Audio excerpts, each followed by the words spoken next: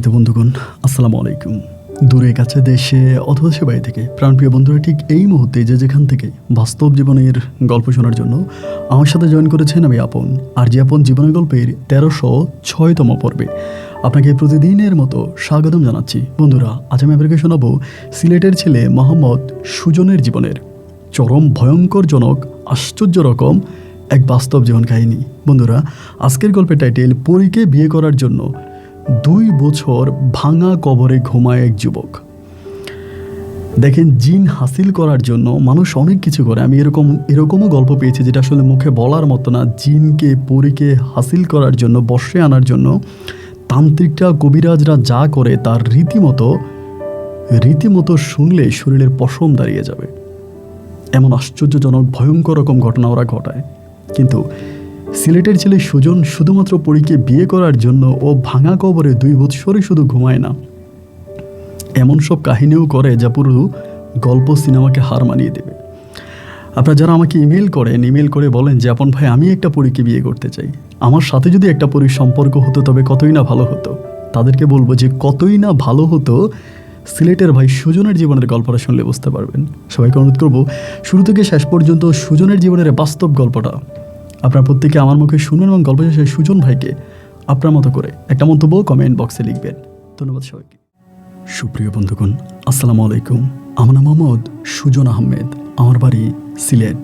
বন্ধুরা, আমি আমার জীবনের গল্পটা শুরু করার শুরুতে আপনাদেরকে আমার পরিবারের সম্বন্ধে জানিয়ে রাখি। আমার পরিবারে আমি আছি, আমার মা আছে, রয়েছে আমার নানা নানি সহ আমার মামা মামি আর আমার মামাতো ভাই বোন। আমার জন্মটা ঠিক আমার মনে নেই যে আমার জন্ম কোথায় হয়। আমি যখন থেকে বুঝতে শিখি, যখন থেকে মানুষের সাথে উঠা বসা করতে শিখি, তখন আমি দেখি আমার নানু বাড়িতে। আমি আমার নানু বাড়িতে আস্তে আস্তে করে বড় হচ্ছিলাম। আমি দেখতে শুনতে খুব বেশি একটা সুন্দর ছিলাম না, আমার চেহারা অতটা মায়াবী ছিল না এবং আমার মাও দেখতে অনেকটা কালো ছিল। আমি আস্তে আস্তে করে যখন বড় হই, প্রাপ্তবয়স্ক হই মোটামুটি, তখন আমি আমার নানা নানির মুখে জানতে পারি যে আমার মায়ের বিয়ে হয় এক লোকের সাথে। খুব ধুমধাম করে আনন্দ ফুর্তি করে ওই লোকের কাছে আমার মাকে আমার নানা নানি বিয়ে দেয়। কিন্তু বিয়ে দেওয়ার পরে আমার মাকে সেই লোকটা পছন্দ করতো না। তিনি অনেক বেশি টাকার মালিক ছিলেন। বিয়ের পর থেকে আমার মায়ের উপরে অবিচার করতো, অত্যাচার করতো, কারণে অকারণে আমার মায়ের শরীরে হাত দিত। একটা পর্যায়ে আমার মা সহ্য করতে না পেরে আমি জন্মানোর ঠিক 8 মাসের মাথায় আমার মা তখন আমাকে নিয়ে আমার ওই বাবার বাড়ি থেকে চলে আসে। আমার নানু বাড়ির অবস্থাটা একেবারে যে খারাপ ছিল তাও না, আবার একেবারে যে ভালো ছিল তাও না। আমার বাবার বাড়ি থেকে আমার মা তখন আমাকে নিয়ে চলে আসে এবং মা চলে আসার পরেই আমার ওই বাবা তখন আরেকটা বিয়ে করার পরে আমাকে তখন নিয়ে যাওয়ার জন্য চেষ্টা করে। সেই মুহূর্তেও আমি মায়ের বুকের দুধ পান করি। আমার বয়স তখন পর্যন্ত অনেক কম, যার জন্য আমার নানা নানি আর আমাকে আমার বাবার সাথে দেয়নি এবং আমার বাবার সাথে আমাকে না দেওয়ার পরে এরপরে থেকে আমার নানা নানি তাদের বাড়িতে আমাকে রেখে দেয়। একটা পর্যায়ে তারা আমার মাকে অন্যত্রে বিয়ে দেওয়ার জন্য চেষ্টা করে, অন্য জায়গায় মাকে বিয়ে দেওয়ার চেষ্টা করে। কিন্তু আমার মা দেখতে শুনতে এতটাই খারাপ চেহারা ছিল, মানে এতটাই কালো ছিল, যার জন্য আমার মায়ের আর অন্য কোথাও থেকে ভালো কোনো বিয়ের প্রস্তাব আসেনি।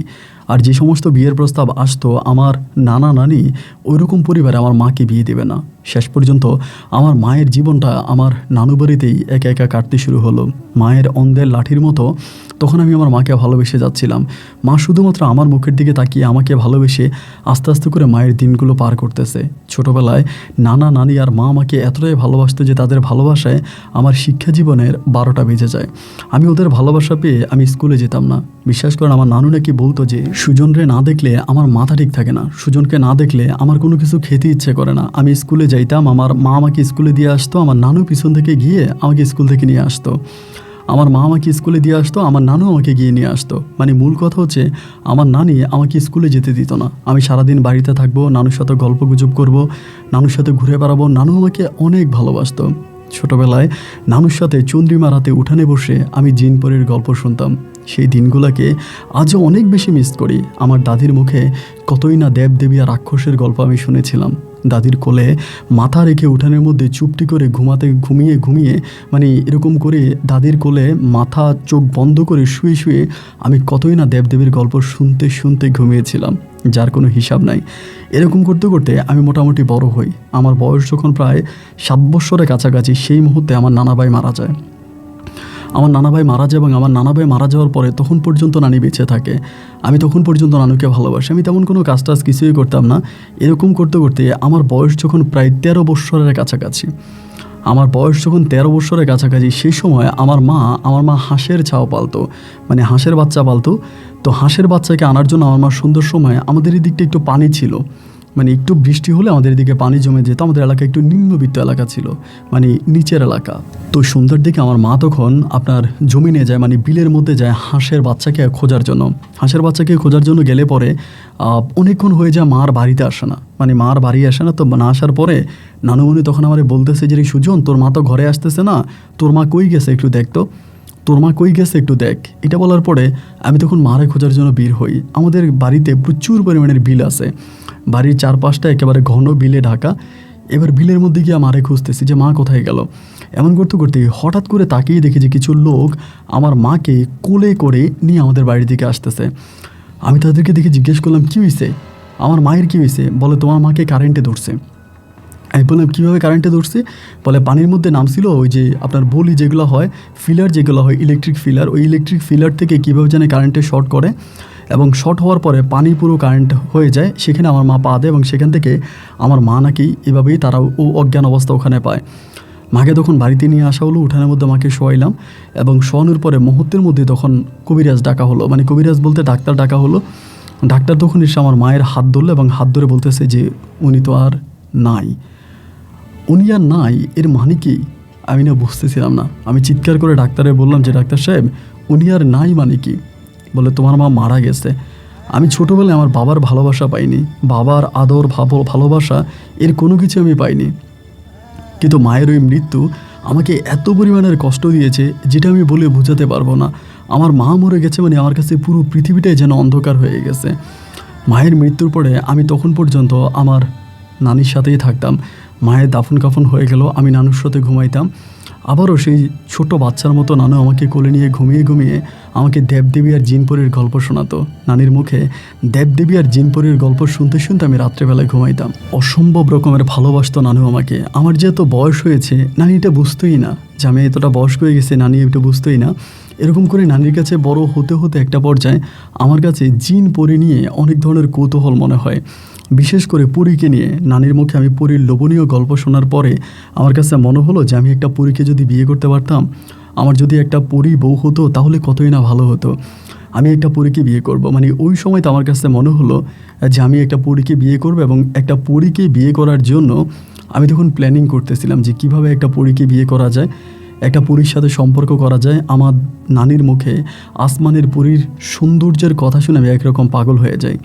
আমার বয়স তখন 17 বছরের কাছাকাছি। আমার ওই 17 বছর বয়সে আমার নানিমণি মারা যায়। 17 বছর বয়সে আমার নানি মারা যায়। একমাত্র আমার আপন ছিল আমার মায়ের পরে আমার নানি। আমার নানি আমাকে ভালোবাসতো, এবং নানির মৃত্যুর পরে আমার পুরো পৃথিবীটা যেন আবারও অন্ধকার হয়ে গেল। চলে গেল নানা, চলে গেল মা, এবং এরপরে চলে গেল আমার নানি। নানিমণি মরে যাওয়ার পরেও না আমি ওরকম করেই গম্ভীর হয়ে বসে থাকতাম, কারোর সাথে খুব বেশি কথা বলতাম না। এরকম করতে করতে নানির মৃত্যুর পরে এই পরীর প্রতি আমার আকৃষ্টটা আরও বেড়ে যায়। পরীর প্রতি আমার আকর্ষণ, পরীর প্রতি পরীকে পাওয়া বা একটা পরীকে বিয়ে করার জন্য আমার ভিতরে আরও বেশি ইচ্ছা উদ্দীপনা কাজ করে, যে আমি একটা পরীকে যদি পাই, একটা পরীকে আমি বিয়ে করব, একটা পরীর সাথে আমি সম্পর্ক করব, এইরকমটা আমার ভিতরে তখন কাজ করতেছে। এমন করে সময়গুলো কাটতে কাটতে আমার নানু বাড়ি থেকে বেশ দূরে একটা কবিরাজ বাড়ি আছে, মানে ওই পাড়াটার নামই কবিরাজ পাড়া। ওই কবিরাজ পাড়াতে একজন কবিরাজ আছে যার নাম হচ্ছে শফি কবিরাজ, এবং ওই শফি কবিরাজ হচ্ছে তন্ত্র মন্ত্রর কারিগর। লোকে মুখে শুনেছিলাম এই শফি কবিরাজের সাথে নাকি পড়ি আছে, এবং ওই পড়ি দিয়ে শফি কবিরাজে তন্ত্র মন্ত্রের কাজ করে। অনেকেই বলে শফি কবিরাজ অনেক নাম করা কবিরাজ। দূর দূরান্ত থেকে মানুষরা শফি কবিরাজের কাছে ছুটে আসে বিভিন্ন সমস্যার সমাধান করার জন্য, এবং শফি কবিরাজ মানুষকে অনেক ধরনের সমস্যার সমাধান করে। সবার মুখে মুখে শুনতাম শফি কবিরাজের কাছে পড়ি আছে। এরকম করে একদিন আমার নানু বাড়ির সামনে রাস্তার ধারে আপনার আম গাছের নিচে আমি তখন বসে আছি। এমতো অবস্থায় দেখলাম শফি কবিরাজ কই জানি যাচ্ছে রিক্সা করে, এবং মাঝে মাঝে আমার দেখলে আমার সাথে কথা বলতো। আমার সাথে আমার সম্পর্ক ভালো ছিল। আমারে বলে, কিরে সুজন, এখানে বসে আছিস কেন? আমি বললাম এমনিই বসে আছি। আপনি কই যান দাদা? আমি ওনাকে দাদা ডাকতাম। বলে কবিরাজ মানে এক জায়গায় যে যাবি, যাইলে আয় রিক্সায় উঠ। তো আমি বললাম আচ্ছা ঠিক আছে। পরে রিক্সার মধ্যে উঠলাম। ওঠার পরে উনি বলতো যে আমার নানার সাথে ওনার সম্পর্ক অনেক ভালো ছিল। আমার নানা ওনাকে অনেক ভালোবাসতো, এগুলো আমাকে বলতো। এসব বলতে বলতে আমার বলে, তুই কি করিস, কোনো কাজকাম করিস? আমি বললাম, না, কোনো কাজকাম করি না, আমি বাড়িতেই আছি। আমার তখন শফি কবিরাজ বলে, আমার সাথে থাকবি, আমার সাথে কাজ করবি, ভালো টাকা বেতন পাবি, থাকবি আমার সাথে? আমি তখন বললাম, আপনি তো কোনো কাজ করেন না, আপনি কবিরাজি করেন, আমি কি কবিরাজ আমি আপনার সাথে থাকবো? উনি আমাকে বলে, আরে আমার সাথে থাকলে শুধু কবিরাজি না, আমার সাথে থাকলে সব পাবি, কোনো কিছুর অভাব হবে না, আমার সাথে থাকলে দুনিয়াতে বসেই স্বর্গীয় সুখ পাবি, থাকবি আমার সাথে? আমি বললাম, আপনার সাথে থাকবো? আচ্ছা, মানুষ বলে আপনার সাথে নাকি পরী আছে, এটা কি সত্য? মানে রিক্সার মধ্যেই বসে বলতেছি। উনি আমার বলে, আছে। আমি বললাম, জানেন, আমার না অনেক পরী দেখার ইচ্ছা। ছোটোবেলা থেকে আমি আমার নানির মুখে পরীর এত গল্প শুনেছিলাম যে যদি জীবনে একবার পরী দেখতে পেতাম তবে আমার জীবনটাকে আমি ধন্য মনে করতাম। আপনার সাথে যে পরীটা আছে, আমার কি একটাবারের জন্য ওই পরীটাকে দেখাবেন? আমি আমার নয়ন ভরে একটু পরীটার মুখ দেখতে চাই। উনি আমাকে বলে, পরী দেখাতে তো সহজ না, পরী দেখার জন্য সাধনা করতে হয়, সাধনা ছাড়া এইসব জিন পরী দেখা যায় না। আর আমার সাথে থাকলে তুই সাধনা পূরণ করতে পারবি, আর সাধনা পূরণ হলে পরে তুই পরীকে দেখতে পাবি।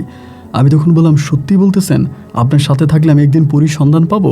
উনি আমারে বলে, হ্যাঁ, যদি তুই আমার সাথে থাকিস তাহলে সত্যি সত্যি একদিন তুই পরীকে দেখতে পাবি, তবে পরীকে দেখার আগেই যেই ক্রাইটেরিয়াগুলো, যে শর্তগুলো, এগুলো তোকে পূরণ করতে হবে, এবং এগুলো ফুলফিল করার পরে আমি তোকে পরীর সামনে নিয়ে যাব এবং তুই পরীর সাথে কথা বলবি, সব কিছু আমি ঠিক করাই দিব। আমি বললাম, তাহলে আমি আপনার সাথে থাকবো। মানে উনি যখন পরীর লোভ দেখাইলো, আমি বললাম যে ঠিক আছে, আমি আপনার সাথে থাকবো, যদি আপনাকে পরী দেখান, আমাকে পরীর সাথে কথা বলাই দেন, পরীর সাথে গল্প করাই দেন, তাহলে আমি আপনার সাথে থাকবো। বলে, আচ্ছা ঠিক আছে। আমাকে তখন বলতেছে, তাহলে তুই কখন আসবি এবং এসে আমার সাথে থাকবি? আমি বললাম, আজকে তো রাত হয়ে গেছে, আজকে আমি চলে যাই, কালকে সকালে আসবো। আমার বলে, তুই যে আমার সাথে থাকবি এটা কিন্তু কাউরে বলতে পারবি না, তোর নানু বাড়ির কোনো লোককে জানাইতে পারবি না, আমার কাছে সকালে চলে আসবি, সারাদিন আমার সাথে থাকবি এবং আমি তোকে কবিরাজি শিখাবো। আমি বললাম, তো লোকে জানলে সমস্যা কি? আমার নানাও নাই, নানিও নাই, মাও নাই, বাপও নাই, কেউই তো আমার নাই। আমার এই দুনিয়াতে শুধুমাত্র আছে হচ্ছে আমার মামা। আমার মামা তো আমাকে এতটা টেক কেয়ার করে না, আমি কোথায় যাই না যাই, কী করি না করি, এইসব নিয়ে আমার মামার কোনো মাথা ব্যথা নেই, মামা জানলেও কোনো সমস্যা নেই। বল, আচ্ছা ঠিক আছে, তাহলে তুই কালকে আসিস। এই কথা বলে রিক্সার সামনে আমাকে বাড়ির সামনে রিক্সা দিয়ে নামাই দিল। আমি তখন বাড়িতে গেলাম, গিয়ে আমি ওই ঘরেই ঘুমাইতাম। আমার নানি যে ঘরে ঘুমাইতো, নানির মৃত্যুর পরে আমি ওই ঘরের মধ্যেই ঘুমাই। ওই ঘরের মধ্যে ঘুমাই আসি এবং এমতো অবস্থার মধ্যে আমার যে একটা সৎ বাবা ছিল, উনি কিন্তু আবার চলে যায় তার বউকে নিয়ে বিদেশে, কোন দেশে জানি চলে যায়, মানে বিদেশ চলে যায় কোন দেশে, উনি এই দেশে আসে না, মানে অনেক বছর আগে ওনার নতুন বউ এবং সন্তানদেরকে নিয়ে তিনি বিদেশে চলে যায়, আমার কোনো খোঁজ খবর নেয় না। তাই ঘরের মধ্যে শুয়ে আসছে এবং ঘরের মধ্যে শুয়ে থাকতে থাকতে একটা পর্যায়ে আমি চিন্তা করতেছি, সত্যিই কি আমি শফি কবিরাজের সাথে থাকলে পরীর সন্ধান পাবো, পরীর সাথে আমার দেখা হবে, আমি একটা পরীকে বিয়ে করতে পারবো? এবং এরকম চিন্তা করতে করতে একটা পর্যায়ে রাত পেরিয়ে সকাল হয়ে গেল। সকালে আমি শফি কবিরাজের বাড়ির দিকে গেলাম। যাওয়ার পরে উনি আমাকে বসাচ্ছে এবং আমাকে দিয়ে বিভিন্ন ধরনের কবিরাজি কাজ করাইতেছে। যেমন কী ধরনের কাজ করে আমি আপনাকে বলি, আমার মাথা থেকে চুল নিয়ে যায়, আমার হাত থেকে আঙুলের নখ নিয়ে যায়, এবং এগুলো নিয়ে আমার উপরে মাঝে মাঝে জিন হাজির করে, এবং জিন হাজির করিয়ে উনি আমাকে দিয়ে এই ধরনের কাজগুলো করায়। তো প্রথম দিন আমি এরকম দেখলাম, ওনার সাথে থাকলাম এবং আমার সত্যি ভালো লাগছে, খারাপ লাগে নাই। এরপরে আমি ওনার সাথে থাকতে শুরু করি, প্রতিনিয়তই থাকতে শুরু করি, ঘুমাই নানু বাড়িতে এবং সকালবেলা ওখানে চলে যাই, ওনার সাথেই আমি থাকি। এরকম করতে করতে একটা পর্যায়ে ওনার প্রতি আমার খুবই আকর্ষণ চলে আসে যে না, এই মানুষটার মাঝে কোনো অলৌকিক ক্ষমতা আছে এবং তিনি চাইলে অনেক কিছুই করতে পারে, অনেক অসাধ্যকে তিনি সাধন করতে পারে, আমি তাহলে এই কবিরাজের সাথে থেকেই যাব। এবং একটা পর্যায়ে আমি নানু বাড়িতে যাওয়া বাদ দিয়ে দিলাম। আমি আমার নানু বাড়িতে যাই না, মামাদের সাথে কথা বলি না, মামাদের সাথে কথা বন্ধ হয়ে গেল, নানু বাড়িতেই যাই না। আমি তখন একদম ফুল অ্যান্ড ফাইনালি এই কবিরাজ বাড়িতেই থাকতে শুরু করি, শফি কবিরাজের সাথে থাকতে শুরু করি। শফি কবিরাজ বিভিন্ন জায়গায় রুগী দেখার জন্য যায় এবং আমাকে সাথে করে নিয়ে যায় এবং নিয়ে যাওয়ার পরে উনি বিভিন্ন জায়গায় রুগী দেখে, অনেক জিন উনি আমার উপরে হাজির করে এবং এই জিন দ্বারা তিনি বিভিন্ন কাজ টাজ করে। তো উনি আমার সাথে যেরকম আছে আমি ওনার সাথে এরকমই আছি, অনেক ভালোভাবেই হচ্ছে আমার দিনগুলো ওনার সাথে কাটতেছে। এরকম করতে করতে প্রায় 1 বছরের মতো আমি ওনার সাথে থাকি এবং 1 বছরে মোটামুটি উনি আমাকে অনেক কিছুই শিখায় এবং এই 1 বছরে মিথ্যা বলবো না, উনি আমাকে 2 বার পরীর মুখ দেখায়। রাতের বেলা ওনার সামনে বসি এবং বসার পরে চোখ বন্ধ করি এবং চোখ বন্ধ করার পরে অলৌকিকভাবে আমি একটা চেহারা দেখতে পাই আমার চোখের সামনে, এবং এই চেহারা কোনো সাধারণ মানুষের চেহারা নয়। আমি দেখেই বুঝলাম যে এটা কোনো না কোনো একটা পরী হবে, কারণ দাদির মুখে আমি যে পরীর গল্প শুনেছিলাম শফি কবিরাজ তার সামনে বসিয়ে তন্ত্র মন্ত্র দিয়ে আমাকে সেই পরী দেখিয়েছে। আমার কাছে ভীষণ রকমের ভালো লাগলো যে একদিন আমি পরীর সন্ধান পাবো। আমি শফিক কবিরাজের সাথে আমি পরীকে পাবো। এরকম করতে করতে প্রায় 1 বছর মতো শফিক কবিরাজের বাড়িতে থাকি। 1 বছর পরে একদিন হঠাৎ করে একটা লোক আমাকে দেখতে আসে, গাড়ি নিয়ে আসে, আইসা শফিক কবিরাজের বাড়িতে আসে। আসার পরে বলে যে এই বাড়িতে নাকি সুজন থাকে, বলে হ্যাঁ। পরে আমি ঘর থেকে বেরোই, মানে এই ঘর থেকে বেরোয়ার পরে লোকটাকে দেখে না আমার ভিতরটা কেমন জানি মোচড় দিয়ে ওঠে। লোকটা বলে তোমার নাম কি সুজন? আমি বললাম হ্যাঁ আমার নাম সুজন। এই বলার পরে তিনি আমাকে টাইনা নেয়, কাছে টাইনা নিয়ে কপালে চুমো দেয়, বলে আমাকে চিনতে পারছো? আমি বললাম যে না, আমি তো আপনাকে চিনতে পারিনি। উনি আমাকে বলে আমি তোমার বাবা। তা আপনি আমার বাবা? বলে হ্যাঁ আমি তোমার বাবা। মানে আমি আমার বাবাকে তো কখনোই দেখিনি, ওভাবে কখনোই দেখা হয় নাই। পরে আমি বললাম যে আপনার বাড়ি কি তাহলে অমুক গ্রামে? বলে হ্যাঁ ওখানেই আমার গ্রাম। তুমি আমার সাথে যাবা, তোমার ভাই বোন আছে, আমি তোমাকে বিদেশে নিয়ে যাব। তারা বিদেশে থাকে, তোমাকে পাসপোর্ট করাইয়া আমি তোমাকে বিদেশ নিয়ে যাব। তুমি তো এখন অ্যাডাল্ট হইছো, প্রায় তোমার বয়স প্রাপ্তবয়স্ক, তুমি কি আমার সাথে যাবা? আমার বয়স হয়েছে ঠিক আছে, কিন্তু এরপরেও না আমার ভিতরে এই বাচ্চা বাচ্চা স্বভাবগুলো গেল না। আমার ভিতরে এই বাচ্চা বাচ্চা স্বভাবগুলো গেল না, আমি তখনও বাচ্চার মতোই আছি। পরে আমি বললাম যে আমি কি করব বুঝতেছি না। আচ্ছা ঠিক আছে, আমি আপনাকে জানাবো, আপনি কি আজকে থাকবেন? বলে হ্যাঁ আমি তোমার মামার বাড়িতে আসি। আমার মামা কিন্তু আবার আমার বাবারে অনেক পছন্দ করতো। আমার মায়ের সাথে ডিভোর্স হওয়ার পরেও আমার বাবা আমার মামার সাথে মাঝে মাঝে কথা বলতো। তো আমাকে বলে এই বাড়িতে কী করো? আমি বললাম এই বাড়িতে শফিক কবিরাজের সাথে থাকি, ওনার রেজিস্ট্যান্ট হিসাবে। আমার বলে রাতের বেলায় তাহলে বাড়িতে এসেও তোমার সাথে কথা বলবো। বিকেলবেলা তখন আমি শফিক কবিরাজরে বললাম যে আমার বাবা আসছিল আমাকে এরকম এরকম দেখার জন্য, আমি একটু বাড়ি যাব। উনি তখন আমাকে বলে আমাদের ওই লাইনটা হচ্ছে সাধনার লাইন। এই লাইনে বাবা হয় না, মা হয় না, আত্মীয় স্বজন হয় না, এটা হচ্ছে সম্পূর্ণ সাধনার একটা লাইন। এই লাইনে থেকে সাধনা করতে হয়। ঠিক আছে, তোর বাবা যেহেতু আসছে, তোর বাবাকে দেখতে যা, তবে সকালবেলা ভোরে ভোরে চলে আসবি। যাবি সকালে ভোরে ভোরে চলে আসবি। আমি বললাম আচ্ছা ঠিক আছে, আমি যাইয়া সকালে চলে আসবো, আপনি টেনশন করেন না। তো ওনার সাথে কথাবার্তা বলে তখন আমি রাত্রেবেলায় 7:30টার দিকে তখন গেছি। যাওয়ার পরে দেখলাম আমার নানু বাড়িতে প্রচণ্ড রকমের রান্নাবান্না হয়েছে, খাওয়া দাওয়ার একেবারে বিশাল আয়োজন। তো গেছি, পরে আমার মামা তখন আমার বললো তোর বাবা আসছে, তোরে নিয়ে যাবে। তো আমার আব্বা বলে যে সকালবেলা আমি তোমার নিয়ে যাব, তুমি কি আমার সাথে যাবা? আমি বললাম যে জি আমি চলে যাব, মানে আব্বারে বলতেছি আমি চলে যাব। এই কথা বলে রাতেই প্রথম আমি আমার আব্বার সাথে ঘুমাই, আব্বাকে জড়ায় ধরে ঘুমাই। প্রথম আমি আব্বার ভালোবাসা পাই। পরের দিন সকালে আব্বা আমারে বলে আমি তো চলে যাব, তুমি আমার সাথে চলো, গ্রামে যাবা, ওইখান থেকে আমি তোমার পাসপোর্ট করাবো এবং পাসপোর্ট করাই আমি তোমাকে বিদেশে নিয়ে যাব। তা বললাম আচ্ছা ঠিক আছে, একটা লোকের সাথে আমি 1.5 বছর ধরে আছি এবং ওনাকে না বইলে গেলে কেমন হয়, আমি একটু শফিক কবিরাজকে বলে আসি যে আমি তোমার সাথে চলে যাব। আমার আব্বা বললো যে আচ্ছা ঠিক আছে যাও। আমি তখন শফিক কবিরাজের বাড়িতে গেলাম এবং শফিক কবিরাজের বাড়িতে যাওয়ার পরে উনি পুকুর কাটলায় বসে আছে। আমি তখন বললাম যে দাদা এই ঘটনা, আমি তো চলে যাব, আমার আব্বা আমাকে নিয়ে যাবে। উনি তখন আমাকে বলে তুই চলে যাবি? আমি বললাম হ্যাঁ চলে যাব। আব্বা বলছে আমাকে পাসপোর্ট করাবে এবং আমার পাসপোর্ট যদি সম্পূর্ণ হয় তাহলে পরে আব্বা আমাকে বিদেশে নিয়ে যাবে। আমি আমার বাবার সাথে বিদেশে গিয়ে থাকবো, এই দেশে আমি আর থাকবো না। উনি আমাকে বলে তুই না সাধনার লাইনে এসেছিস? আমি বললাম সাধনা? বলে তোরে তো আমি 1.5 বছর ধরে সাধনা করাচ্ছি। আমি তোকে, তোর কাছে কি মনে হয় বিদেশ বড় না জিন বড় না পরি বড়? জিন পরিরা চাইলে যে কোনো মানুষকে যে কোনো সময় যে কোনো জায়গায় নিতে পারে। আমি তখন বললাম হ্যাঁ, আমি তো দাদির মুখে এরকম অনেক কথা শুনেছি, জিনপরিরা যে কোনো সময় যে কোনো মানুষকে এক জায়গা থেকে অন্য জায়গায় নিয়ে যেতে পারে। জিনদের পরিদের এরকম অলৌকিক ক্ষমতা আছে, এটা তো আমি শুনেছিলাম। উনি আমাকে বলে তাহলে তুই আমার সাথে না থেকে তোর বাবার সাথে চলে যাবি কেন? আমি তোকে সাধনার লাইনে নিয়ে যাব, আমি তোর চোখে জিনপরি দেখাবো, আমি তোকে জিনপরি সর্দার বানাই দিব, তোর বাবার সাথে তুই যাইস না। কথাগুলো বলতে বলতে উনি আমার কপালের মধ্যে 2টা ফু দিল।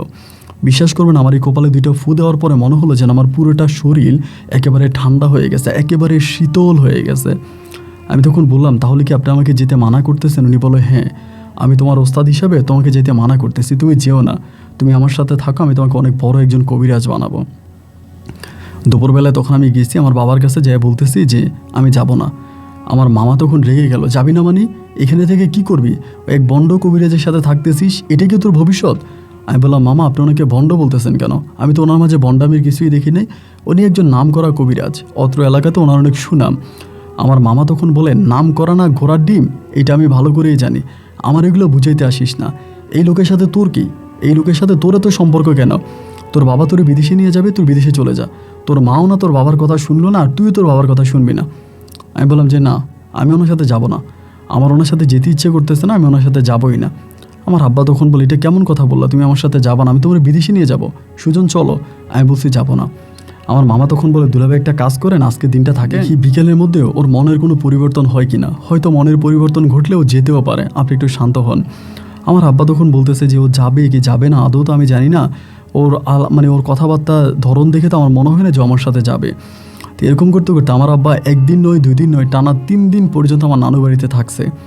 3 দিন পর্যন্ত আমার নানু বাড়িতে থেকে গেছে আমাকে নিয়ে যাওয়ার জন্য, কিন্তু আমাকে আর নিতে পারলো না। 3 দিন পর্যন্ত থাকলো, আমি আর গেলাম না। এবং না যাওয়াতে আমার আব্বা একটা সময় 3 দিন থাইকা একেবারে নিরুপায় হয়ে আমার মামার হাতে কিছু টাকা ধরাই দিল, যার মানে যেটা দেখলাম আনুমানিক 5 লাখ টাকার মতো হবে।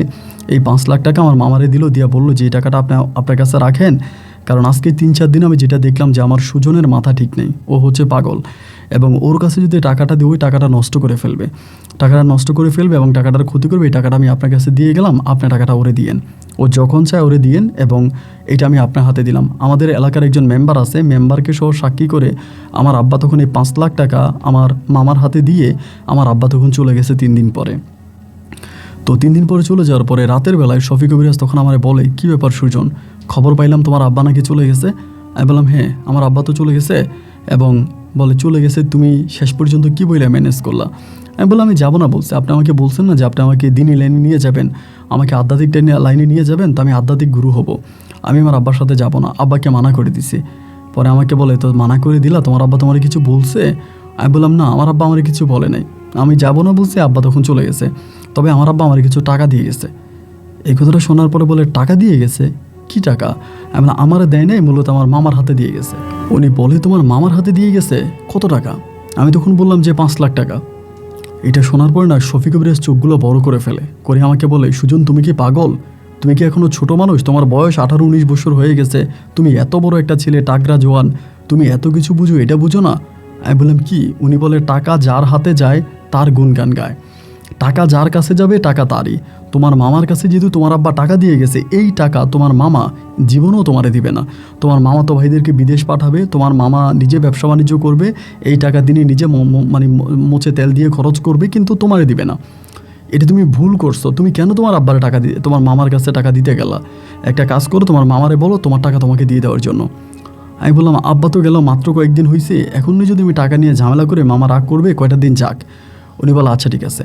এখন প্রতিদিন আমারে বলে যে কী ব্যাপার সুজন, টাকা কি তোমার মামার কাছ থেকে নিয়ে নিছো? টাকা কি তোমার মামা দিছে? আমি বললাম যে খুঁজবো চাইবো। এরকম করে অনেক দিন কেটে যাওয়ার পরে একদিন আমারে বলে যে, সুজন তুমি কি আমারে বিশ্বাস করো? আমি বললাম, আপনি আমার গুরু, আপনি আমার ওস্তাদ, আমি একজন গুরু ভক্ত, আমি আপনাকে কেন বিশ্বাস করব না? আমি অবশ্যই বিশ্বাস করি। উনি বলে, তুমি যদি আমাকে বিশ্বাস করো তাহলে তোমার মামার কাছ থেকে টাকাটা এনে তুমি টাকাটা আমার কাছে দিয়ে দাও, আমার কাছে টাকাটা দাও, এবং আমি এই টাকাটা রাখবো, এবং টাকাটা রেখে পরে আমি তোমাকে দিয়ে দিব। আমি তোমাকে টাকাটা দিয়ে দিব, আমি তোমার টাকা খাবো না, তুমি এটা মনে করো না যে আমি তোমার টাকা খেয়ে ফেলবো। আমি তোমার টাকা খাবো না, কারণ আমি তো আধ্যাত্মিক জগতের মানুষ। আমি টাকা পয়সা দিয়ে কি করব? এই জগতের মানুষ যারা, তারা টাকা পয়সার পরোয়া করে না, তাদের টাকা পয়সার কোনো লোভ নাই, কোনো অহংকার নাই। তুমি যদি যাও, তুমি যদি বলো, তাহলে তুমি মামার সাথে কথাবার্তা বলে তুমি যদি টাকাটা এনে দিতে পারো, তাহলে এই টাকাটা আমি আমার কাছে রেখে দিব, এটা আমার ভবিষ্যৎ কাজে আসবে, তোমার কাজে আসবে। তো এরকম করে যখন আমার শফিক কবিরাজ বললো, আমি তখন চিন্তা করলাম যে ঠিক আছে, আমি মামার সাথে কথা বলবো যে মামা টাকাটা দিয়ে দেয় কিনা। এবার টাকা যখন আমি মামার কাছে চাইলাম, আমার মুহূর্তের মধ্যে খেপে গেল। মামার চোখে মুখে আমি তখন রাগের বিষণ্ণতা, রাগ দেখতে পেলাম। মামা আমারে বলতেছে, তুই টাকার জন্য পাগলামি করতেছিস কেন? থাকিস এক বন্ড কবিরাজের সাথে, আমার কাছে টাকা চাস, তোরা আমি টাকা দিব না, তোরে আমি 1 টাকাও দিব না, তুই আমার কাছ থেকে 1 টাকাও পাবি না। মানে একদম চোখ টোক লাল করে ফেলে। আমি বললাম যে মামা, আপনি আমার সাথে রাগ করতেছেন কেন? আমার সাথে আপনি কী কারণে রাগ করতেছেন? আমাকে আপনি এতটা রাগ দেখায়েন না। আমি টাকাটা পাবো, আপনি আমার টাকাটা আমাকে দিয়ে দেন।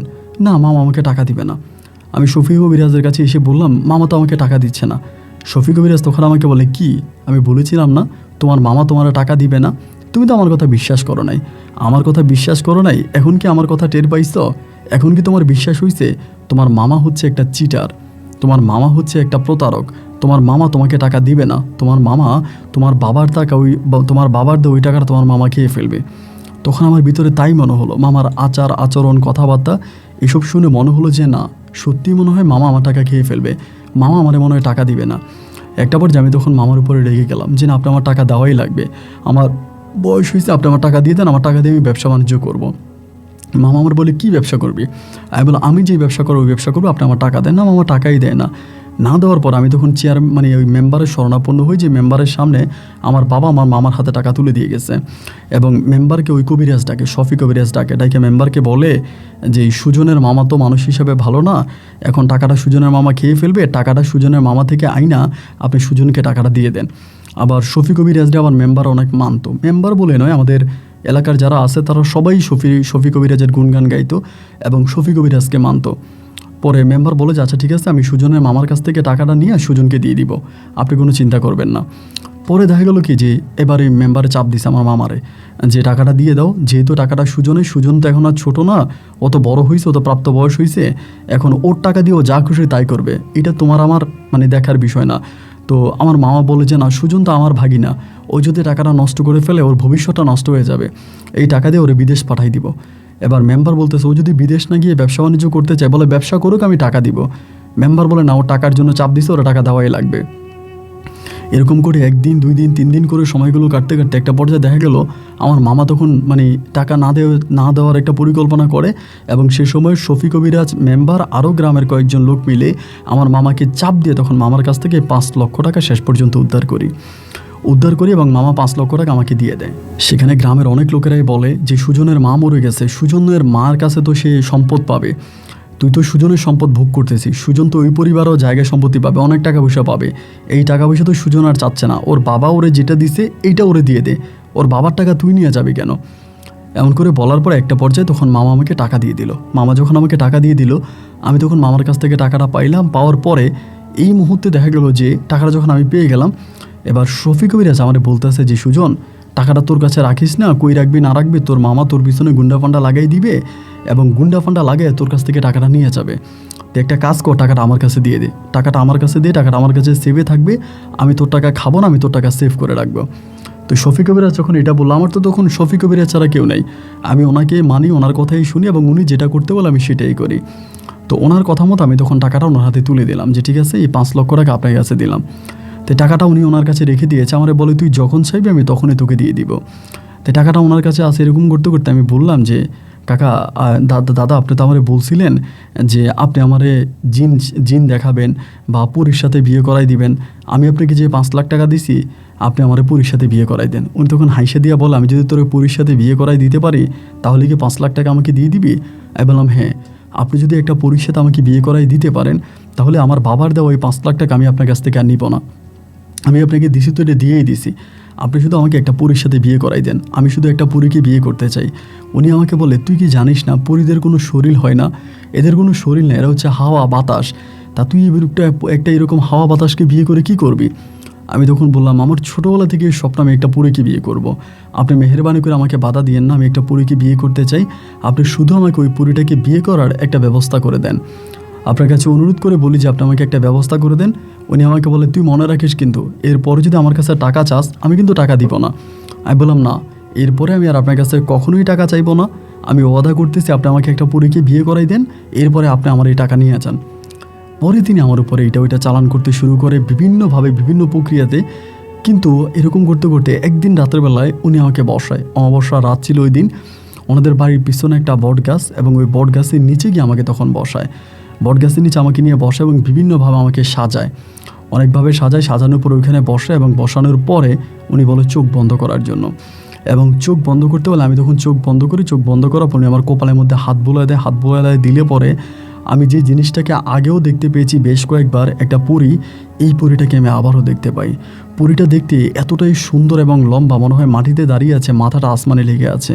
পরীর পিছনে 2টো ডানা এবং 2টো ডানা একেবারে সাদা ধবধবে 2টো ডানা, এবং ডানা আমার দিকে তাকায় হাসতেছে আর ডানা উড়াইতেছে, এবং এত লম্বা, এত ফর্সা, এত সুন্দর পরী দেখার পরে আমি তখন পাগল হয়ে যাই। আমি তখন বলি যে আমি এই পরীকে বিয়ে করতে চাই। শফি তখন আমারে বলে যে পরীকে বিয়ে করতে হলে আরও কিছু সাধনা আছে, এগুলো তোমাকে পূরণ করতে হবে, তুমি এগুলো পূরণ করো। এরকম করে 1 দিন 2 দিন 3 দিন 4 দিন সময়গুলো কাটতেছে, উনি আমাকে এটা সেটা করাইতে মানে উনি আর আমাকে দেখে না, শুধু ওই রকম জাস্ট চোখ বন্ধ করে বিভিন্ন জায়গায় বসিয়ে মাঝে মাঝে কয়েক মিনিটের জন্য উনি আমাকে পরী দেখায়। কিন্তু পরীকে আমার সামনে আনা এবং পরীকে আমি বিয়ে করা, পরীর সাথে সংসার করা, আমি তো এটা করতে চাই, কিন্তু উনি তো এটা করাচ্ছে না। একটা পর্যায়ে আমি তখন ওনাকে চাপ প্রয়োগ করতে শুরু করি যে আপনি আমার টাকা দিয়ে দেন, আমি টাকা নিয়ে এখান থেকে চলে যাব, আমি অন্য কিছু করব, আপনি আমাকে এরকমভাবে পরী দেখান, সরাসরি তো আপনি আমাকে পরী দেখান না, আমি পরী সরাসরি দেখতে চাই এবং পরীর সাথে সংসার করতে চাই, পরীর সাথে আমি থাকতে চাই, আপনি আমাকে এভাবে দেখান। তখন আমাকে বলতেছে যে আচ্ছা ঠিক আছে, তুই যেহেতু এরকম করেই বলতেছিস, আমি যতই তোরে বুঝাই তুই তো আমার কোনো বুঝ নিবি না, আমার কথা শুনবি না। পরীরে দূর থেকে দেখাই ভালো, কিন্তু পরীকে কাছে আনাটা অনেক ক্ষতি, এবং পরীর সাথে সংসার করা একটা মানুষের জন্য অনেক ক্ষতি হয়। পরীরা কখনো মানুষের ভালো চায় না, পরীরা কখনো মানুষের ভালো চায় না, পরীরা কখনো মানুষের সাথে থাকতে চায় না। তো ঠিক আছে, তুই যেহেতু এরকম করেই বলতেছিস, আচ্ছা ঠিক আছে, যা আমি তোরে কথা দিলাম 1 সপ্তাহের মধ্যে আমি তোরে একটা ব্যবস্থা করে দিব। তাই আমি অপেক্ষা করলাম এবং 1 সপ্তাহের মাঝামাঝি আসছে। আমি বললাম কি বললেন? আপনারা বললেন যে 1 সপ্তাহের মধ্যে একটা ব্যবস্থা করে দিবেন, 1 সপ্তাহ তো কেটে গেল, কই আমি তো পরীর কোনো সন্ধান পেলাম না। উনি আমার বলে আচ্ছা ঠিক আছে, তুই পাবি, তবে আমি পরীর সাথে কথা বলেছি, পরী যদি তোকে বর্ষে আনতে হয় তোকে একটা কঠিন কাজ সাধন করতে হবে। আমি বললাম কঠিন কাজ? এমন কি কঠিন কাজ যেটা আমাকে সাধন করতে হবে? উনি বলে হ্যাঁ, অনেক বড় একটা কঠিন কাজ, তুই দেখ এই কঠিন কাজটা সাধন করতে পারবি কি না, এবং ওই কঠিন কাজটা যদি তুই সাধন করতে পারিস তবেই পরীর সাথে তোর বিয়ে হবে, তবেই পরীর সাথে তোর সংসার হবে, অন্যথায় হবে না। আমি বললাম কাজ যত কঠিনই হোক আমি ভয় পাই না, আমি পরীকে পাওয়ার জন্য, পরীকে বিয়ে করার জন্য, পরীর সাথে সংসার করার জন্য যত কঠিন কাজ হোক, যতই কষ্টকর হোক, আমার কোনো সমস্যা নাই, আমি করতে রাজি আছি।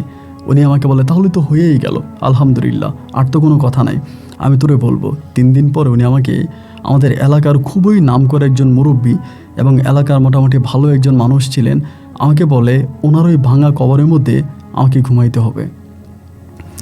আমি তখন বললাম যে কি বলেন, ওনার ভাঙা কবরে ঘুমাইতে হবে? বলে হ্যাঁ, পরী যদি হাসিল করতে হয়, পরীকে বর্ষে আনতে হয়, তাহলে ওই ওনার ভাঙা কবরে তোকে ঘুমাইতে হবে, পারবি তো?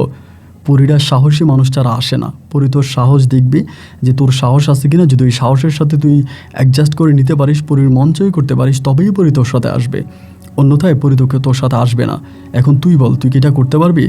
আমি বললাম ভাঙা কবরে গিয়ে আমাকে সারা রাত ঘুমিতে হবে? বলে হ্যাঁ, সারা রাত ওখানে শুয়ে থাকতে হবে। শুধু শুয়ে থাকলে না, তোর সাথে অনেক অলৌকিক ঘটনা ঘটবে, অনেক মারাত্মক ঘটনা ঘটবে, যেটা তোর জন্য সহ্য করা বড় কঠিন, এবং হয়তো তুই এটা করতে পারবিও না। আমি বললাম পারবো, যতই কঠিন হোক, যতই প্যারা দেওয়ার কাজ হোক, আমি করতে পারবো, আপনি আমাকে ডেট দেন।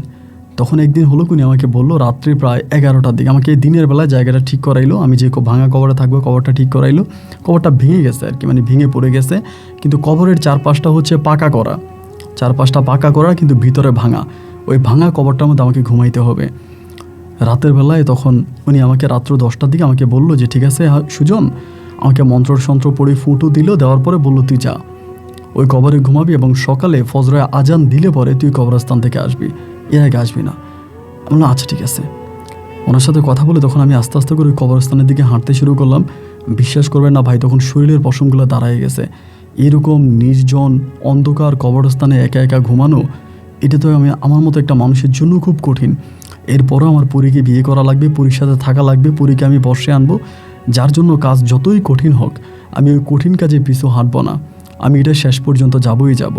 আল্লাহর উপরে ভরসা করে আমি তখন হাঁটতে শুরু করলাম যে ঠিক আছে, কি হবে না হবে এটা পরে আমি হাঁটতে থাকি। পরে হাঁটতে হাঁটতে কবরস্থান পর্যন্ত গেলাম। যাওয়ার পরে যে জায়গাটা দিনের বেলায় পরিষ্কার করে আসছি, বিসমিল্লাহ বলে আল্লাহর নামের উপরে আমি তখন এই কবরস্থানের ভিতরে ঢুকলাম, এবং কবরস্থানের ভিতরে ঢোকার পরে আমি কবরের মধ্যে শুইলাম। কবরে শুয়ে আমি যখন চোখটা মেললাম, আমি দেখতে পাইলাম মনে হয় যেন আসমান থেকে বিশাল আকৃতির একটা পাথর এসে আমার গায়ে পড়তেছে। কিন্তু শফিক কবিরাজ আমাকে বলে দিছে কবরস্থানে আমার সাথে যাই হোক, কবরস্থানে আমার সাথে যেটাই হোক, আমি যেন কবরের ওই 4 দেওয়ালটা ভেদ করে, মানে 4 দেওয়াল থেকে যেন আমি বাইরে না আসি। কবরটা যে চারপাশে দেওয়াল দেওয়া, ওই কবরের ভিতরে আমাকে থাকতে হবে। আমার কাছে মনে হলো যেন আসমান থেকে বিশাল আকৃতির একটা পাথর এসে আমার শরীরে পড়তেছে। আমি তখন হঠাৎ করে বসে গেলাম, বসে মানে সাইডে চলে গেলাম। পাথরটা মনে হয় ঠিক আমার কাছাকাছি আসলেই মনে হয় যেন পাথরটা আর নাই, মানে কাছাকাছি আসলে আর নাই। এবং আমার যতই কিছু হচ্ছে, আমি কিন্তু এই কবরস্থানের 4 দেওয়ালের বাইরে কিন্তু যাচ্ছি না, এবং চিৎকারও করতেছি না। এখানে চিৎকার করলে যদি কেউ শুনে ফেলে, তারপর আমি চিৎকারও করি না। এবং এরকম করে আমি শুয়েছি চোখ বন্ধ করে শুয়ে থাকার পরে আমার কাছে মনে হলো যেন আমার পুরোটা শরীর একেবারে পুড়ে যাচ্ছে। এত গরম, আমি গরম সহ্য করতে পারি না। গরম সহ্য করতে না পেরে চোখটা খুলেই আমি দেখি যে কবরে আগুন লেগে গেছে, চারপাশ থেকে আগুন ধেয়ে আমার দিকে আসতেছে। আমি তখনও বুঝতে পারছি যেটা আমাকে পরীক্ষা করা হইতেছে। আমি তখনও চোখ বন্ধ করে ফেলি আবার, এবং চোখ বন্ধ করে থাকি এবং কিছুক্ষণ পরে দেখলাম মানে একদম শরীর ঠান্ডা হয়ে গেছে, মনে হয় যেন আমার শরীরে বরফ পড়তেছে। আমি তখন চোখটা মিললাম, মেলার পরে দেখতে পাই যে শফিক কবিরাজ বসে আছে।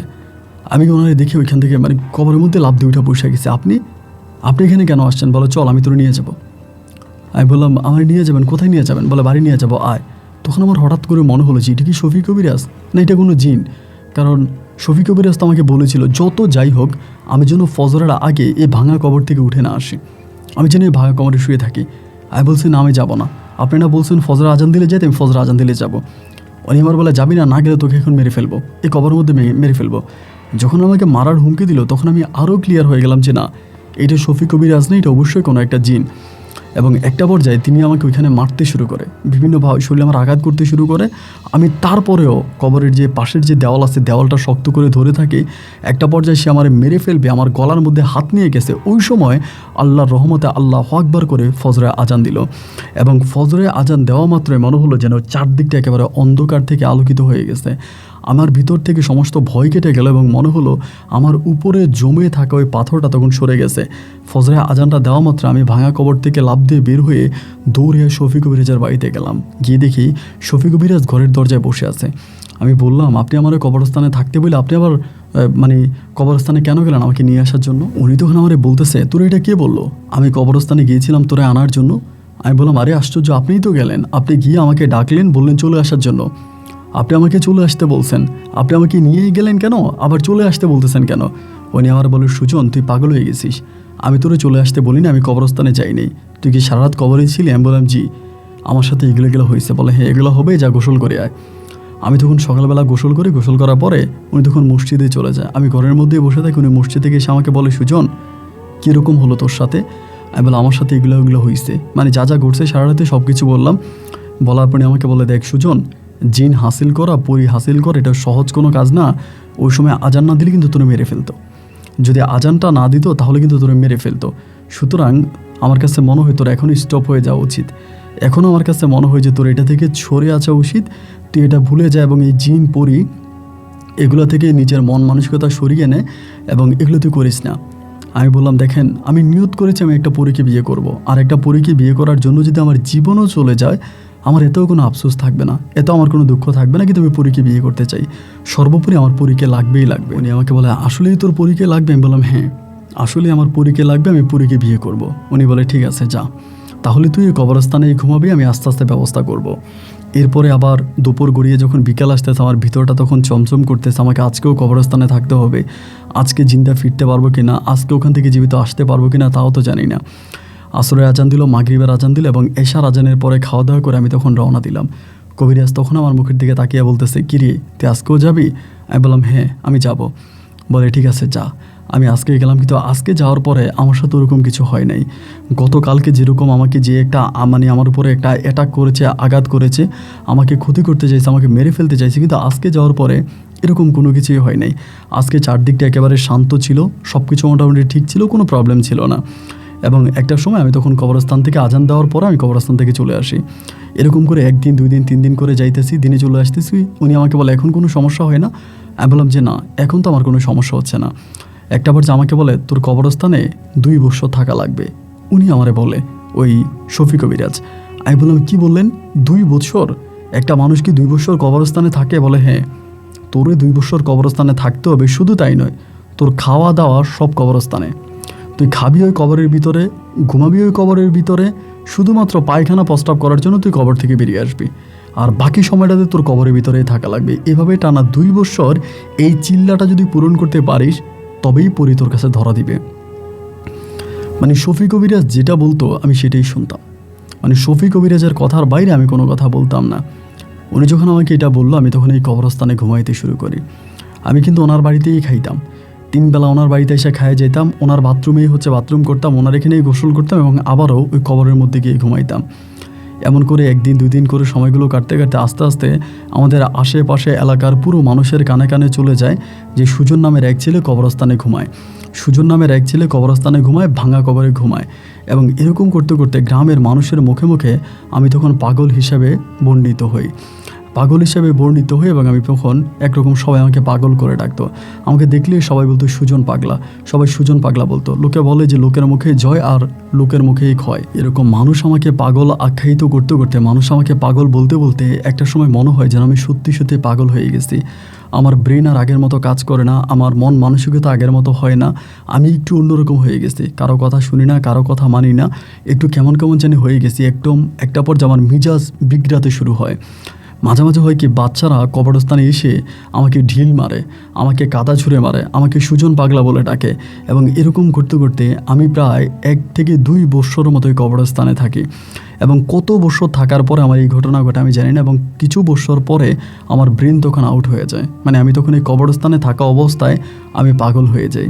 কবরস্থানে ঘুমাই, কবরস্থানে থাকি, ওই করতে করতে আমি সম্পূর্ণ পাগল হয়ে যাই। এবং পাগল হয়ে যাওয়ার পরে আমার কোনো মেমোরিজ, কোনো স্মৃতি আমার মনে নেই।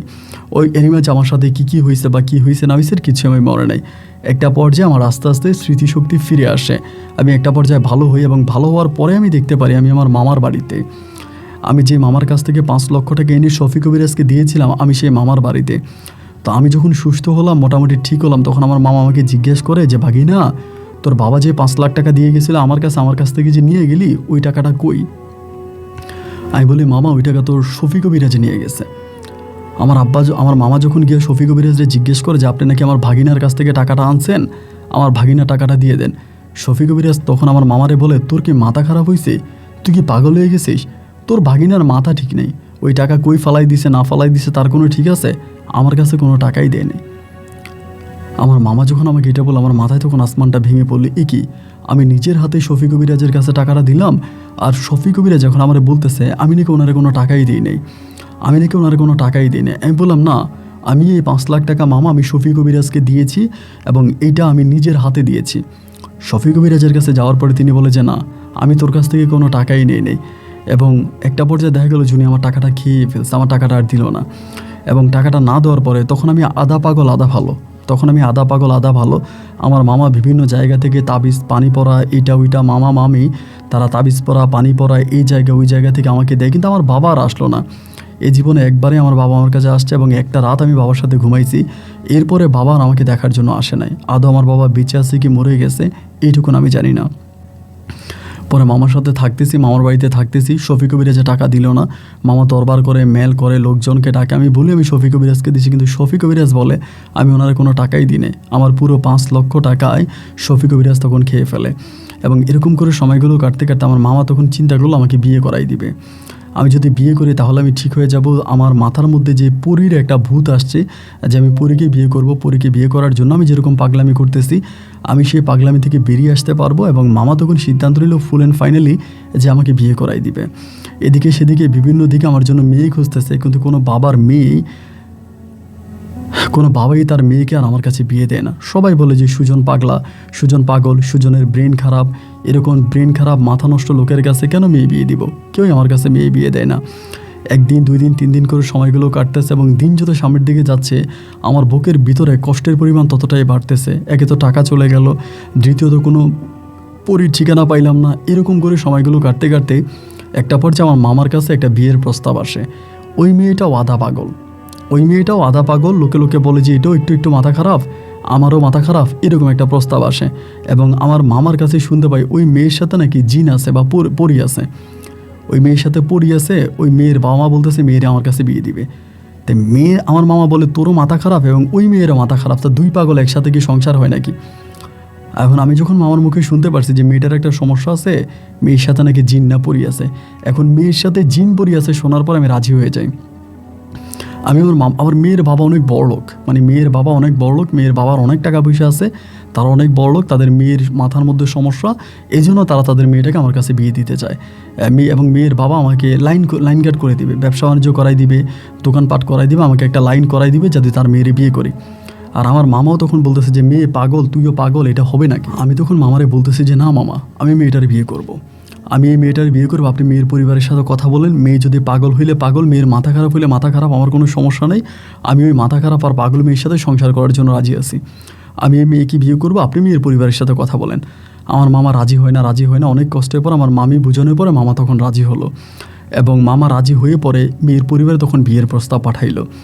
মেয়ের পরিবারে বিয়ের প্রস্তাব পাঠাইছে, পরে আমরা মেয়ে দেখার জন্য গেলাম। আসলেই মেয়ে পাগল, দেখতে শুনতে কিন্তু খুবই সুন্দরী, অনেক মায়াবী চেহারা, এবং মেয়ের বাবার অটাল সয় সম্পত্তি, বিশাল অট্টালিকা, কিন্তু মেয়ে পাগল। এখন যাওয়ার পরে মেয়ে দেখছি, মেয়ে দেখার পরে আমার মেয়ে ভালো লাগছে এবং কথাবার্তা হয়েছে। কথাবার্তা হওয়ার পরে সব কিছু ঠিকঠাক হলো, বিয়ের দিন তারিখ ঠিক হলো। তা আমার বিয়ে সবাই আসছে, ওই শফি কবিরাজ আমার বিয়েতে আসে নাই। যে কবিরাজের জন্য আমি আমার বাবার সাথে গেলাম না, নিজের জীবনটা নষ্ট করে দিলাম, এবং এক কথায় বলতে গেলে উনি আমাকে দীর্ঘ বৎসর পাগল বানায় রাখছে, আমাকে কবরস্থানে ঘুম পাড়াইছে, আমাকে মৃত্যুর হাত থেকে আমার মামা ফিরে আনছে, অথচ সেই শফি কবিরাজ আমার বিয়েতে যায় নাই। আমি যাই বউ সাজা নিয়ে বাড়িতে নিয়ে আসি। বাড়িতে নিয়ে আসার পরে আমি দেখতাম রাতের বেলায় কার সাথে যেন বিড় করে কথা বললে। আমি তো ঘুমাই থাকতাম, ও ঘুমাই থাকতো, নাম ছিল মালা, দুজনেই ঘুমাইতাম, কিন্তু আমি বুঝতাম যে কার সাথে যেন কথা বলে। রাতের বেলায় বিন করে কার সাথে কথা বলে। আমি মাঝে মাঝে ধাক্কা দিই, এই তুমি কার সাথে কথা বলো রাতের বেলায়? ও বলে আমার বোনের সাথে। যে তোমার বোন? আমি তো এটাই চাচ্ছি যে আমি তোমার বোন পড়ি? বলে হ্যাঁ, আমার একটা বোন আছে পড়ি, রাতের বেলায় আসে আমার সাথে কথা বলে। এরকম করে একদিন দুদিন 3 দিনগুলো কাটতে কাটতে আমার মামা তখন বললো যে একটা কাজ করা, তুইও একটা তাবিজ ব্যবহার কর, ওরাও একটা তাবিজ পরা, দেখ ভালো হয় কিনা। তা আমি যদিও শরীরে তাবিজ রাখতে পারি, কিন্তু মালা শরীরে তাবিজ রাখতে পারে না। ওরে তাবিজ পরাইলে ও তখন নিজের হাতে তাবিজ টান দিয়ে ছিঁড়ে ফেলে, ও শরীরে কোনো তাবিজ রাখবে না। ওর কথা হচ্ছে শরীরে কোনো তাবিজ রাখবে না, কোনো তাবিজও পরবে না। এরকম করতে করতে আমি, মালা যখন অনেক সময় ভালো থাকে, ব্রেন অনেক ভালো থাকে, আমি তখন তারে জিজ্ঞেস করি যে মালা, তোমার কাছে যে আসে এটা কে? ও বলে কখনো দেখি ছেলের রূপে, কখনো দেখি মেয়ের রূপে। আমার কাছে আসে, আমার পাশে বসে, আমার সাথে কথাবার্তা বলে, এবং আমাকে বুকে জড়াই দেয়, আমার সাথে বিভিন্ন আমাকে আদর করে। আমি বললাম তুমি কি আমার সাথে একদিন ওটাকে দেখা করাই দিতে পারবা? আমি কি এটাকে দেখতে পারবো? তা বলে হ্যাঁ দেখতে পারবা, সমস্যা নাই, আচ্ছা আমি তোমারে দেখাবো। এই বলে এর পরের দিন রাতের বেলা আমি তখন বললাম, কই মালা, তুমি যে কথা বলতেছো, আমি একটু ওনারে দেখতে চাই। উনি কই? বলে এই যে দেখো কত সুন্দর সোফার মধ্যে বসে আছে, মানে চেয়ারে বসে আছে। আমি তখন তাকায় দেখলাম যে না, চেয়ারের মধ্যে তো কেউ নেই। আমি বললাম কি মালা, চেয়ারে তো কাউকে দেখতে পাচ্ছি না, চেয়ারে তো কেউ নেই। ও আমাকে বলে তুমি দেখতে পাচ্ছ না কেন? দেখো না, লাল জামা গায়ে পরে বসে আছে, কি সুন্দর হাসতেছে। আমি বললাম আমি তো দেখতে পাই না। তো এরকম করতে করতে মালা তখন বলে যে না, তুমি দেখতে পাও না, আমি দেখতে পাই। এরকম করে মালার সাথে থাকতেছি, আর ওরে বলতেছি, বুঝাইতেছি যে তুমি যেহেতু জিনকে দেখো বা পরীকে দেখো, আমাকেও একটু দেখাও না, আমি একটু পরী দেখতে চাই। এরকম করে সময়গুলো কাটতে কাটতে একটা পর্যায়ে আমি তখন মালারে বললাম যে মালা, একদিন রাতের বেলায় বলতেছি, তুমি কি আসলে আমাকে পরীকে দেখাইবা? আমি একটু পরীকে দেখতে চাই। তখন সে আমাকে বলে যে তুমি আসলেই দেখবে? আমি বললাম হ্যাঁ দেখব। তখন আমার বলে তাইলে তুমি ঘরের কোণার দিকে তাকাও। আমি তখন ঘরের কোণার দিকে তাকাই। ঘরের কোণার দিকে তাকানোর পর আমি দেখতে পাই একটা কালো বিড়াল, একেবারে নিকৃষ্ট কালো একটা বিড়াল। তো আমাদের ঘরটা কিন্তু অনেক সুন্দর, ঘরের দরজা লাগানো, ভিতরে কিন্তু কালো বিড়াল আসার কোনো কথা না। আমি তখন বললাম যে কালো বিড়াল কোত্থেকে আসলো? আমাদের ঘরে তো কালো বিড়াল ঢোকার কোনো লাইন নেই, কোনো রাস্তা নেই, তা কালো বিড়াল ঢুকলো কেমনে? ও আমারে তখন বলে যেভাবেই হোক ঢুকছে, তো দেখো তো বিড়ালটা কেমন লাগে। আমি বললাম অনেক ভালো লাগে। বলে এরকম আমার ওই পরীটাও দেখতে এরকমই কালো। আমি বললাম কী ব্যাপার, তুমি না বললে সুন্দর ফর্সা, এখন বলতেছো কালো? ও বলে এক সময় দেখি কালো, এক সময় দেখি ফর্সা। আমি বললাম মালা, আমি না তোমারে বলতেছি, তুমি তোমার পরীটারে বলো যে আমি পরীটারে একটা নজর দেখতে চাই। এরকম করে 1 দিন 2 দিন 3 দিন 4 দিন সময়গুলো পার হতো। একটা পর্যায়ে ও আমাকে বলে ঠিক আছে, আজকে রাতে আমি তোমাকে দেখাবো, তবে বিড়ালের রূপে না, আমি আমার ওই পরীটার রূপেই তোমাকে আমি দেখাবো।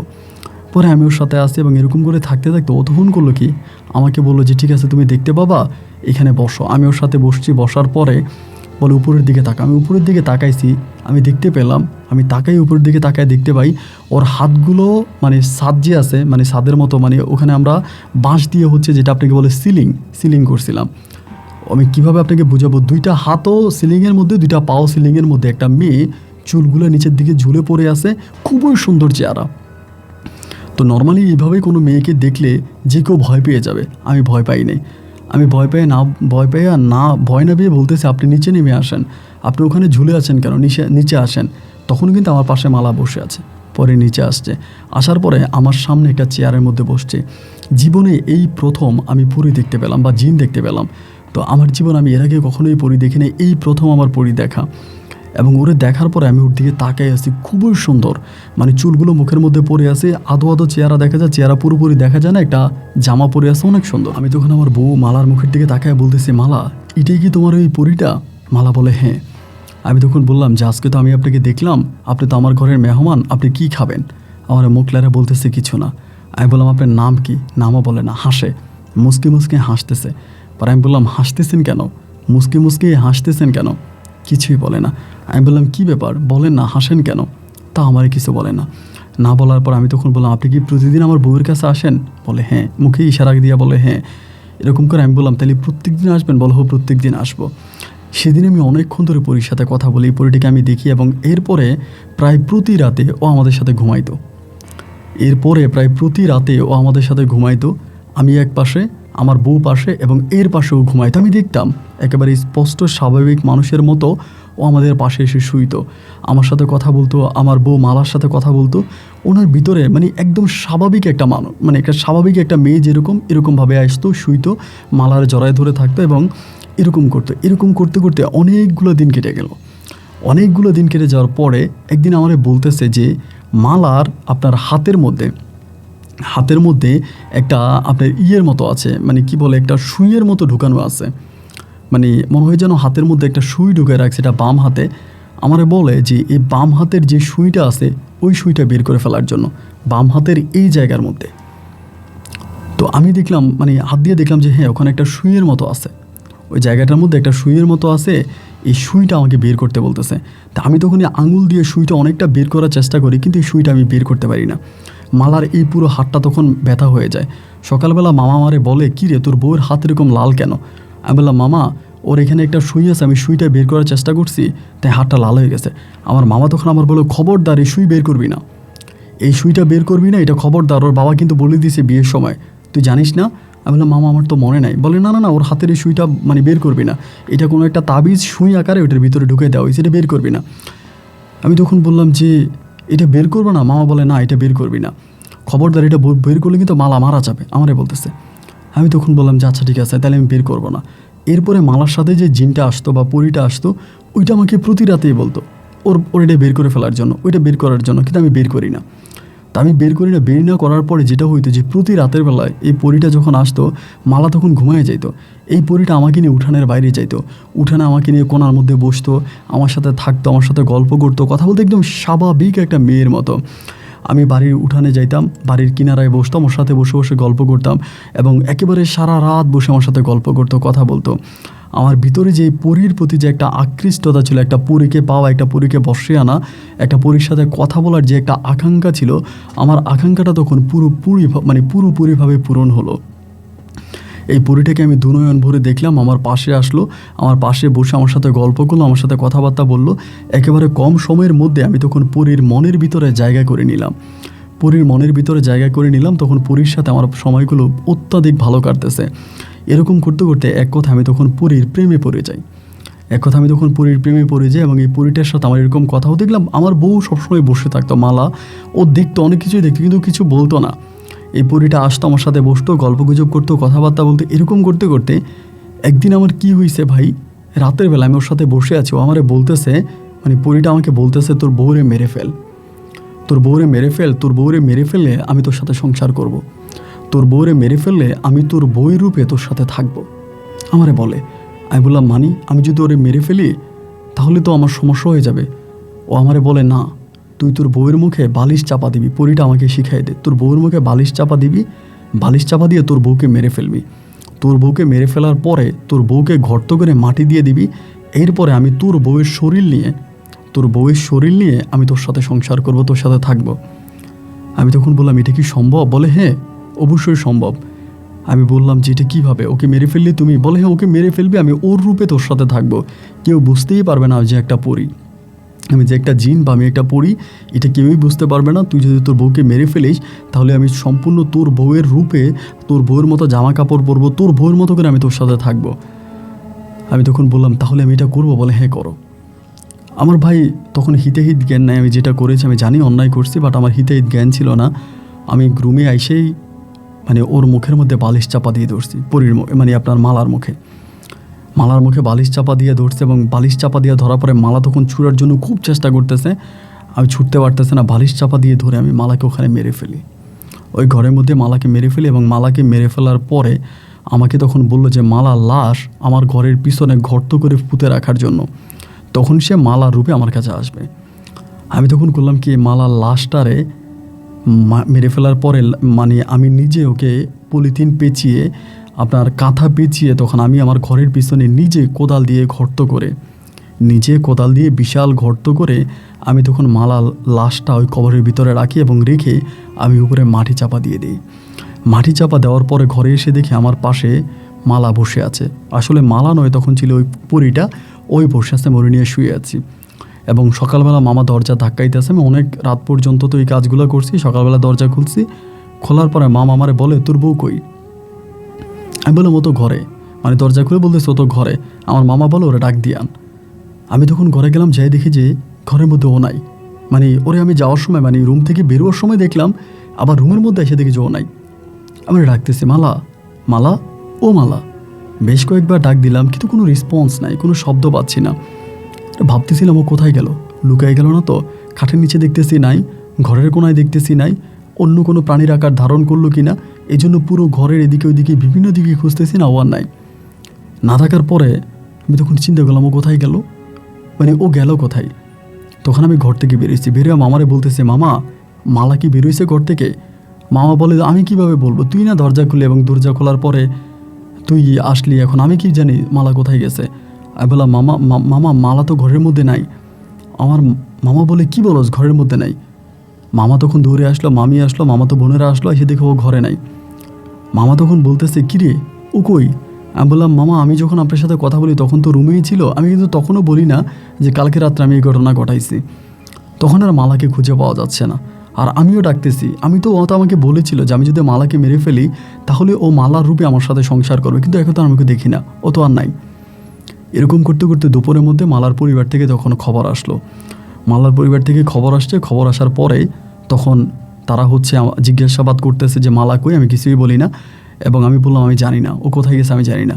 সারাটা রাত কেটে গেল, মালার কোনো খবর পেলাম না, এবং পরের দিন সকালবেলা থানা থেকে পুলিশ আসলো। আমিও কিন্তু জিনটাকে খুঁজতেছি, কারণ এই জিন, মানে এই পরীটা যদি সামনে আসতো তাহলে তো আর এই মালাকে কেউ খুঁজতো না। ও তো বলেছিল মালা মারা যাওয়ার পরে মালার রূপেও আমার সাথে থাকবে। একটা পর্যায়ে থানা থেকে পুলিশ এসে আমাকে থানা হাজতে নিয়ে গেল। নিয়ে যাওয়ার পরে আমাকে ওইখান থেকে আমার নামে মামলা দায়ের করা হলো। মানে মালার বাবা পুরা মানে গুম মামলা করছে আমার নামে। মামলা করার পরে সেই থানায় গিয়ে যখন আমাকে পুলিশে মারা শুরু করলো, আমি তখন পুলিশের কাছে সত্যতা স্বীকার করে ফেললাম যে এমন এমন ঘটনা, মালার সাথে একটা পরী ছিল, মালার ওই পরীটা আমাকে বললো মালাকে মেরে ফেলার জন্য। মালাকে যদি আমি মেরে ফেলি তাহলে ওই পরীটা মালার রূপে আমার সাথে থাকবে। ওই পরীর কথা মতো আমি তখন মালার মুখের মধ্যে বালিশ চাপা দিয়ে ধরি, মালাকে মেরে ফেলি এবং আমার বাড়ির পিছনে গর্ত করে মালাকে পুঁতে রাখি। তখনই পুলিশ আমাকে নিয়ে আমার বাড়ির পিছনে আসে। আসার পরে গর্ত করে ওখানে মালার লাশ উদ্ধার করে। তখন ও লাশ পুরোপুরিভাবে পচে গেছে। এখান থেকে তারা লাশ নিয়ে যায়, পোস্টমর্টেম করে, মৃত্যুর কারণ শনাক্ত করে, এবং এরপরে ওরা লাশ আবার ওর পরিবারের কাছে হেনস্থা করে, মানে হস্তান্তর করে। আমার নামে তখন হত্যা মামলা দায়ের করে দেওয়া হয়। আমি হত্যা মামলার আসামি হয়ে যাই। হত্যা মামলার আসামি হয়ে আমি তখন জেলের কুঠুরিতে চলে যাই। জেলে থাকি, কিন্তু আমি আর মালাকে দেখতে পাই না। মালার সাথে আমার আর কোনো দেখা নাই, মালার সাথে আমার আর কোনো কথা নাই। আমি বারবার জেলে যেয়ে বলতেছি, এই পরী আমার সাথে বেইমানি করলো, পরীটা আমার কাছে আসলো না, আমার সাথে বেইমানি করলো। একদিন দুই দিন নয়, টানা 10টা বৎসর আমি জেলে থাকি। এবং 10 বৎসর জেলে থাকার পরে আমার বাবা বিদেশ থেকে এসে টাকা দিয়ে উকিল ধরে আমি আমার পাগল সার্টিফিকেট বের করে বহু কষ্টের পর আমাকে জেল থেকে বের করে। এবং জেল থেকে বের করার পরে আমি আমার বাবার সাথে যাইনি। আমি মামাকে তখন বলি যে মামা, আমার সাথে এটা কী হইলো? মামা আমারে বলে, তুই মালারে মারলি কেন? আমি তখন মামার কাছে বলি যে মামা, এই ঘটনা। আমি তখন মামার কাছে সব বিস্তারিত খুলে বলি। অন্যরা কেউ আমার কথা বিশ্বাস করে নাই, কিন্তু আমার মামা আমার কথা বিশ্বাস করছে। আমার মামা বলে, হ্যাঁ, মালার উপরে একটা জিন চালান করা হয়েছিল, এবং সেই জিন চালান করে মালার বাবার এক শত্রু মালাকে মেরে ফেলতে চাইছিল, এবং যে কোনো কারণে তাদের পারিবারিক একটা শত্রুতা ছিল। শত্রুতার কারণে মালার উপরে জিন চালান করে মালাকে মারতে পারেনি। শেষ পর্যন্ত মালার হাতের মধ্যে একটা তাবিজ বা একটা, যেটা বলে এটা মানে আপনার শরীরের ভিতরে ঢুকে দেওয়া হয়, যেটা থাকার কারণে মালার সাথে ওই জিনটা আসতো বা এটা মালার সাথে কথা বলতো, দূরে দাঁড়াইতো, কিন্তু মালার ওই রকম মালাকে মেরে ফেলতে পারতো না। যার জন্য আমাকে দিয়ে এটা বের করতে চাইছিল, আমি বের করিনি। এবং এরপরে আমাকে শয়তানের ফাঁদে ফেলে আমাকে দিয়ে নাকি ওই জিনটা মালাকে হত্যা করে, কারণ ওই জিনটাকে মালার উপরে চালান করা হয়েছিল, যার জন্য মালাকে সে মেরে চলে যায়। আমি তখন বললাম, এই মৃত্যুটা কি তাহলে আমাকে দিয়ে করা? আমার মা বলে, হ্যাঁ, তোকে দিয়ে এই কাজটা সে করায়। তো পরে অনেক কবিরাজের কাছে যায়, এবং সকল কবিরাজ একটা কথাই বলে যে ওই জিনটা এটা একটা চালাকি করেছে এবং আপনি শুনলে অবাক হয়ে যাবেন, মালার সাথে যে আমি যেটাকে পরী ভেবেছিলাম এটা আসলেই পরী নয়, এটা ছিল একটা জিন, একটা দুষ্ট জিন। এবং ওই দুষ্ট জিনে একটা নারীর রূপে, একটা পরী রূপে আমার কাছে আসতো এবং ওই দুষ্ট জিনের প্ররোচনা আমি তখন মালাকে হত্যা করি। এখনও এলাকার সবাই আমার এই কথা বিশ্বাস করে না, মালার পরিবারও বিশ্বাস করে না, মালাও মানে কি আমার মামা বিশ্বাস করে, কিন্তু অন্যরা অনেকেই বলে আমি নাকি ইচ্ছে করে মালাকে হত্যা করে ফেলছি। আমি যাকে বিয়ে করছি তারা আমি কেন হত্যা করব? আমি পরীর প্রলোচনায় পড়ে মালাকে হত্যা করেছি, এটা কারোই বিশ্বাস করতে পারিনি। শেষ পর্যন্ত আমার মামলা থেকে বেরোয়ার পর আমার মামা আমাকে মেরে ফেলবে, আমার মানে মালার পরিবার তারা বিভিন্ন ধরনের লোক ভাড়া করে, টাকা পয়সা দিয়ে আমাকে মেরে ফেলার জন্য, আমাকে হত্যা করার জন্য লোক ভাড়া করে। এবং একটা পর্যায়ে আমার আব্বা এগুলো জানতে পারে এবং আব্বা এগুলো জানতে পারার পর আব্বা তখন আমাকে সিলেট থেকে ঢাকায় নিয়ে যায় এবং বহু বছর ধরে আমি ঢাকায় থাকি। আমার আব্বুর ফ্ল্যাট আছে, বাড়ি আছে ওইখানে, এবং সেখান থেকে সর্বোপরি আব্বা আমাকে ইতালিতে নিয়ে যায়। আমি আব্বুর সাথে ইতালি চলে যাই এবং এই মুহূর্তে আমি ইতালিতেই আছি। এবং ইতালিতে অবস্থান করা অবস্থায় আপনার গল্পগুলো শুনে আমার ভালো লাগে এবং সেখান থেকে আমার জীবনে ঘটে যাওয়া ঘটনাগুলো আপনাকে লিখে পাঠালাম। ইতালি আসার পর আমার বাবা আমাকে বিয়ে করানোর চেষ্টা করছে, কিন্তু আমি আর বিয়ে শাদী করি নাই, কোনো বিয়ে শাদী করি নাই। এখন আমি ইতালিতেই আছি এবং আমার বাবার সাথেই আছি। আমার বাবার এখন অনেক বয়স হয়েছে, উনি যে কোনো সময় মারা যাবে, ওনার শরীরের কন্ডিশন খারাপ। ইতালিতে আমার বাবার নিজের ব্যবসা বাণিজ্য আছে, এগুলো আমি দেখাশোনা করি এবং আমার বাবার সাথে আমার সময়গুলো অনেক ভালো কাটে। আপনার জন্য দোয়া করি, আপনি আমার জন্য দোয়া করুন। আমার মাথায় এখন কোনো রকমের সমস্যা না, আমি ভালো হয়ে গেছি। কিন্তু আমার জীবনে আমি যে পাপ করেছি, জিনের প্রলোচনায়, পরীর প্রলোচনায় পড়ে আমি যে আমার বউ মালাকে হত্যা করেছি, তো এটার জন্য হয়তো আমি মালার কাছে কোনোদিনও ক্ষমা পাবো না। এবং আমি আপনার মাধ্যমে পুরো দেশবাসীর কাছে ক্ষমা চাই, আমার আত্মীয় স্বজনদের কাছে ক্ষমা চাই, বিশেষ করে মালার বাবা মায়ের কাছে ক্ষমা চাই, তারা যেন আমাকে মাফ করে দেয়। যদি পারেন আমার গল্পটা রেকর্ড করবেন, আপনার কাছে আমার অনুরোধ রইল। ভালো থাকবেন, আসসালামু আলাইকুম।